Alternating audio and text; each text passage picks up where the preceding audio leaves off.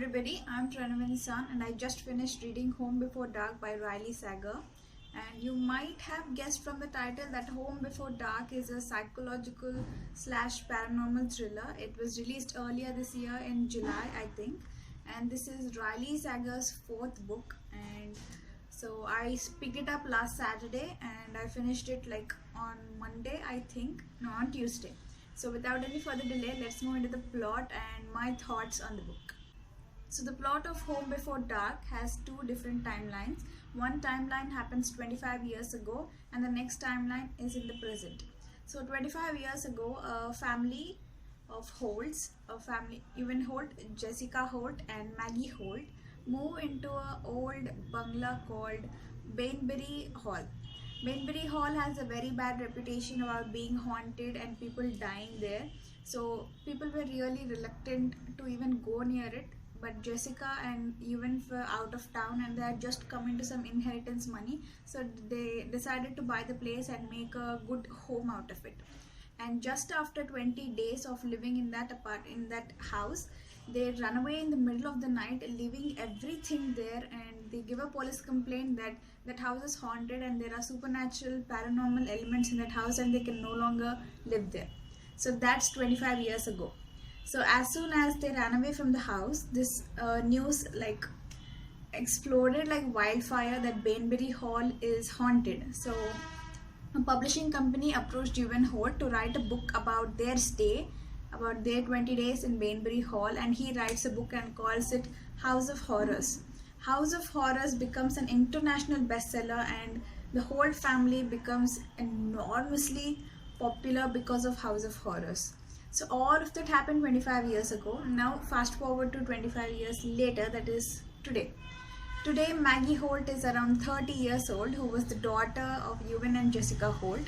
She was 5 years old when they first lived in Bainbury Hall. Now she's 30 years old. She's a renovator and interior designer. So she decides to move back to Bainbury Hall and find out the actual truth about why they ran away in the middle of the night 25 years ago.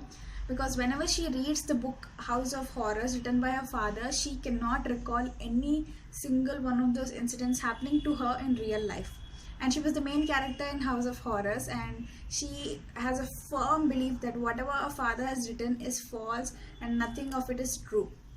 So she decides to move back to Bainbury Hall, which is still under her father and mother's name, and discover the truth for herself and find out what was the actual reason behind their family running out of Bainbury Hall just after 20 days of living there. So this timelines concept was really interesting to me, because the first timeline, which is 25 years ago, when you're reading that timeline, you don't know whether what is happening is real or fiction. But whatever is happening in the present, that is through Maggie's eyes, whatever you're reading through Maggie's perspective, you know that that is true. So that was a very interesting mix of chapters and writing, and I really appreciated the dual timeline and dual perspective point. So coming to the writing style, as I've just told you, it has dual timelines. It also has dual perspectives. The first chapter will be of Maggie's perspective, that is 25 years now, and you see everything through Maggie's eyes and you can even see her thoughts. And the second chapter is not a perspective, but it's a chapter from House of Horrors. I mean, you remember the book which Maggie's father, Evan Holt, wrote 25 years ago. So that book is like a real book in that story. So you don't get to see Evan's perspective, you get to see what he wrote in House of Horrors. So one chapter is Maggie's real life and next chapter is House of Horrors chapter 1. And the next chapter after House of Horrors will again be Maggie's perspective in today, and the next chapter will again continue with House of Horrors books, like second chapter, third chapter. So in this way you get to read the entire House of Horrors book as well as Maggie's thoughts and perspective on it and her real life incidents happening in Bainbury Hall 25 years later. I think that was a really smart thing to do, because when you're reading House of Horrors, you come across such crazy paranormal incidents that happen, and right in the next chapter Maggie tells us the truth about what happened really in that chapter and how that incident looks 25 years later. So you get to wonder what happens in one chapter, and as soon as you finish the chapter, you're rewarded with the answer in the second chapter. And that, I think, is a really good placement of the timelines and the plot. And as the plot unveils, and as you move forward in House of Horrors as well as Home Before Dark, they are the same book, but we are going to call one House of Horrors and one Home Before Dark.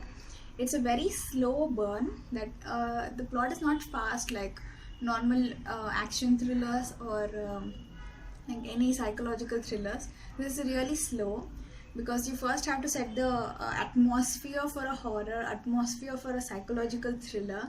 So as you keep reading the House of Horrors, that is the alternating chapters, you get to lay a foundation in your head, like how the house looks, where which item is placed where, and what are the faults in the house. And as you keep proceeding, you can vividly imagine the incidents happening in your mind, because the author managed to lay such a good foundation for the plot to build on. So I really like the writing style. And another major point I want to mention is, so House of Horrors, Ewan Holt, the character Ewan Holt is a debut author.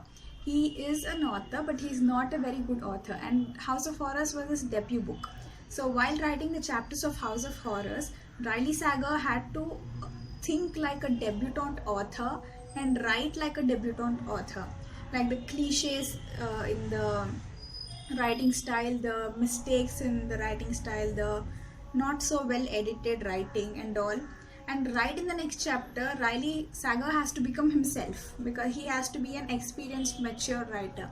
So you can see the writing difference in two chapters, and that was so interesting to come across, like a debutante author and an experienced author writing the same story.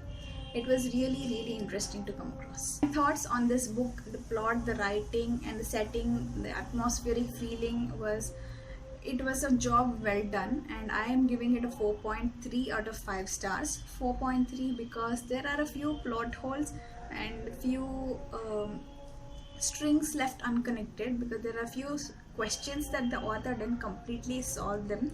But apart from that, the plot is good. It has many twists, and especially the ending.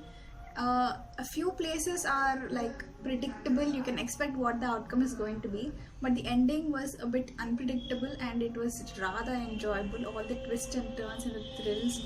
And usually paranormal books are not usually scary, but this one, I don't want to say scary like to the point of goosebumps, but it just makes you look over your shoulder, like when you're listening to the audiobook or reading the book and you come across a paranormal incident which is happening in the book, you feel compelled to check the room, like if there is someone in the room, if there is some person behind you. So it's that kind of scary, and I really enjoyed that thrill and the scare that came from this book.